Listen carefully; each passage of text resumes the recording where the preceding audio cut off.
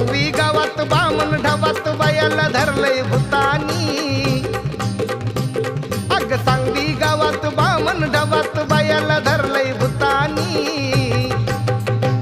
हन बायाला धरलंय भूतानी तिला नदीत पाडलंय भूतानी बायाला धरलंय भूतानी तिला नदीत पाडलंय भूतानी बायाला धरलंय भूतानी तिला नदीत पाडलंय भूतानी बायाला धरलंय भूतानी तिला नदीत पाडलंय भूतानी